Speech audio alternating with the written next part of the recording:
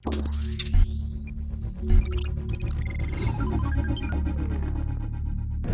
was a promise from Renault to really surprise, or let me say shock the market with the Triber. Now the car was revealed a while ago, we've had a chance to see what it looks like, but the real question was where will it really get positioned in the market?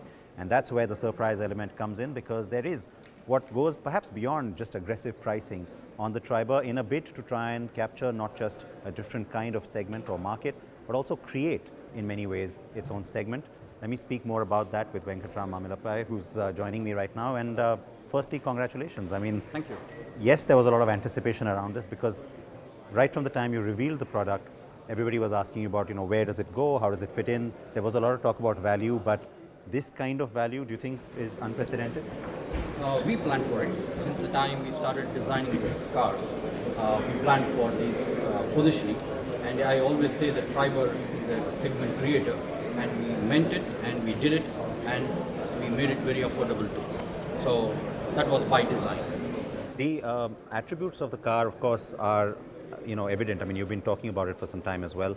Where it fits in terms of space and what the customer would look for. The modularity aspect, which is new, of course, to the segment. Do you think? I mean, you're calling it the game changer, I know, but do you think it goes beyond just that? Or will that be the one big sort of headline for the product? As I said before, that it is a new entry into the mobility segment, and we are now teaching the whole market and the customers that you can also have a car in sub 4 meter segment with so much of flexibility and a lot of seating arrangements, which is 100 plus configurations.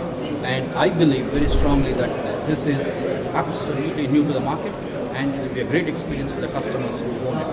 And I'm sure that once they experience it, they will recommend others also. So Triber is a game changer for Indian automotive industry. Now, as far as Renault is concerned, it's been a bit of a long time coming in terms of having this new product come in. Yep. You've had a bit of a gap, and also the need for a big hit in terms of not just volume, but also for what it does for the brand. Is this that car? Yes, of course. As I said, this is one of the stepping stones to meet our midterm plans, which is doubling the market share. And Renault Triber is a big player in getting to this goals for us. So we believe this car will get us volumes, and our focus is also rural markets, which we are attacking aggressively and occupying almost 330 towns plus this year. And we are very confident that our response from the rural as well as the urban will be very encouraging. In fact, we can probably walk around a little bit and show people the car as well. To give you a sense of the sheer size of the product, it's not a tiny hatchback as you might otherwise think from the pictures. Now, the point you made in your presentation about the rural market, the importance of that is of course something that has been well established. But in the current scenario where things have been difficult, the market has slowed down considerably, are there certain pockets within that rural space, especially now, post the monsoon, post certain measures being announced, where you feel you're a little more hopeful than the rest of the market? When we talk about the rural market, let me redefine it. I'm not going into very small villages. I'm not only mentioning it, but I'm going for B class, C class towns as well as some of the smaller towns there. And our focus is almost 18 states in the country we are going to start with in the coverage, and majorly coming from south to north. And we see a lot of response, positive response actually coming from the south, extensively from the rural towns, and that's the space where we are occupied. And we are adapting a complete new strategy towards a rural market occupation. And we are using various expertise who have experience in the rural markets from various other sectors. We are deploying them to make our ambition very clear in the rural market. In fact, I was going to ask you that are these people coming from other industries as well? Here's the heart of that question, I suppose. Who are these people who are going to buy this car today? Are they people who are otherwise buying, let's say, smaller products from possibly the market leader? Or are these maybe first-time buyers as well? Is it a good, healthy combination of the two? I think it is a combination of both. First-time buyers are also the one which we are looking for from the rural towns. And because that's like an untapped potential. Yeah, it is completely underrepresented today. And this car meets a lot of demands for the town citizens and the tribes. Especially that's where we are going ahead and putting this car and positioning them in the rural towns where you have as farmers or who have small gardens or who are doing organic farming or having large families, various segments where these types of cars are not available in the market. And we believe that we are going to position this car very appropriately and at the right price, which we just saw a few minutes back. We revealed the pricing, and this is done very purposefully so that we can address all the market needs of the rural towns also. Now, modularity on two levels. I mean, there's 2 to 7 people who can go into it, and you can have a lot of luggage space if required with the two-seater configuration. So that part again, I think, addresses what you were talking about in the rural context.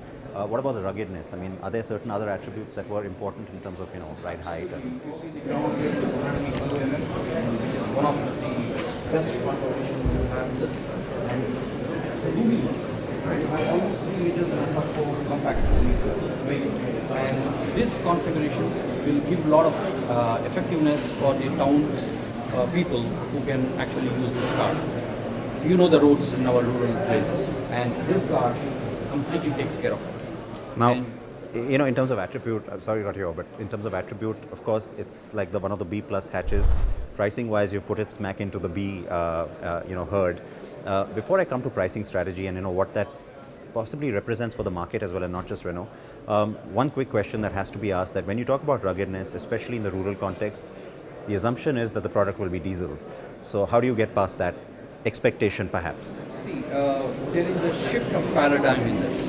People believe that diesel is cheaper and diesel cars are less maintenance, and we are moving from that. And as we have proven this car in various other countries, in Europe on Clio and Sandero, engine is very effective, number one. The mileage which we are claiming is about 20 kilometers per liter, and that's also one of the best in class. We believe that future of the market is gasoline, and we strongly in our all product ranges in future will be gasoline, and we are not looking at diesel. Basically, you can call it as a regulation which is required by the government of India for the future, but we also believe that the gasoline and the various future engines which we are going to bring in will cater to the all requirements of the market. But tier 2, tier 3 rural as well, showing that trend, you think, already? Of course. Because that's where the assumption on diesel comes from, that they still want diesel. Who created this assumption? The OEMs created this assumption. And we got to change the paradigm. And we are here changing the paradigm with the Triber and with the gasoline engines moving forward. So it's a paradigm shift which we need to put the paradigm in the right place to the customers in the rural towns. And that's what we are doing. All right, fair enough. Now coming to that pricing angle. Now, before that, the platform itself is new. You mentioned that in your presentation about how it's also a product that's been designed for and around India. Keeping all of these requirements in mind, of course, I can understand there was a sort of a list drawn up saying, look, it has to do all these things, and yet it has to meet this sort of target price. Given the sheer size of the car and the footprint that it occupies, the kind of space that it offers inside, you could have very easily also positioned it as a B plus offering, right? I mean, I'm going after an i20 here or a Baleno rather than an i10 or a Swift. Where did that thinking come from? Because that's bold, that's different. What we looked at is what does customer need. When we started designing this car and when we started formulating this whole car, it's not that we are sitting in the drawing design centers and did it. We were engaging 300 to 500 customers to build this car over a period of 4 years. So constantly getting feedback. Yeah, constantly getting feedback and staying with them, understanding their day-to-day needs. What is that we need to meet their unmet demands and what type of pricing they can afford. And affordability is a big question. And that's exactly the one, the study which we did for 300 customers over a period of 4 years. We have gone to this price situation. And the car is built for cost. It's designed to cost. And that's why it's priced. And where's the profitability in that? Because obviously there has to be a business case. Absolutely. And as I said, our dealer partner is profitable. So first, most important thing for us. And we are as a manufacturer, for you as well? we do. When dealer makes profit, we also do make profit. So that's the stepping stone here. And this car will definitely take care of both, the dealers as well as Renault India. But given the Alliance production site in Chennai has always had this strong export focus, where does that fit into this? Because I can assume other markets would have an interest in this product. That was said by your global CEO as well. Yeah, wherever you have the right-hand drive markets, this car will be going there. Like places like Indonesia, South Africa, this car will be going there too.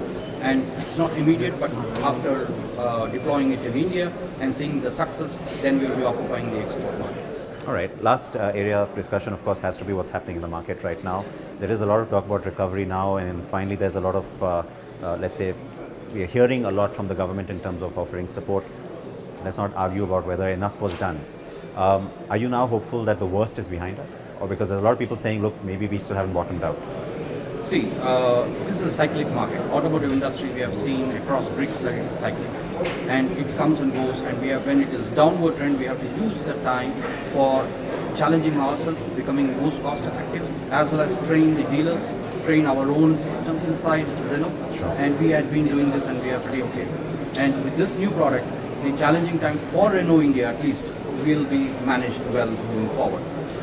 With respect to the Indian economy, I would comment less at this point of time, and we need to see the effectiveness of the government revival action. Yeah, nobody knows where it's going. Yeah. But coming back to your point about, of course, your immediate focus becomes this car, the deployment of this car across markets in India. Between now and April, is the next challenge BS6, the transition? Because you're also transiting away from diesel in that sense. Of course. BS6 for us is nothing new, and in Europe, Euro 6, we have already experienced, we know the technology, we are a global company, so it's just a horizontal deployment here. So for us, the changeover is easy, and we are going ahead with the regulation timing, and we will shift well before the regulation starts, which is 1st of April 2020. And this transition will continue for all our cars across products. I mean, we will not move with diesel, it will be 100% gasoline, and we will be ready by Jan-February time. Do you see a little bit of impact in this transition to gasoline in terms of, let's say, a Duster, which is identified as a diesel product?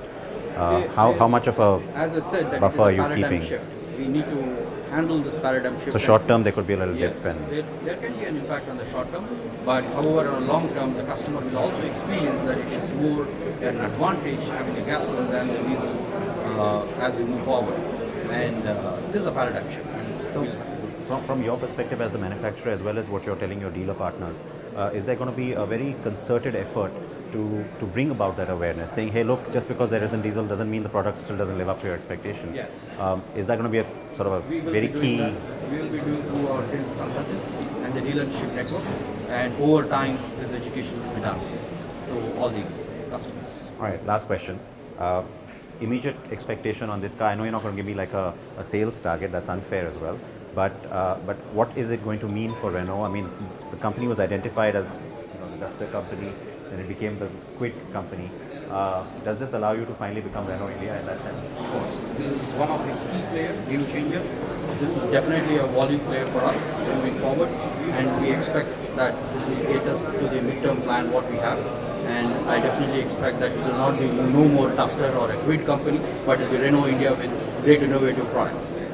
Well, we hope that there are many more that are coming, and soon as well. Yeah. Thank you. And you said game changer at the start. I very rarely agree with that kind of positioning. The prices have blown us away. Thank you. Thank you very much. Congratulations.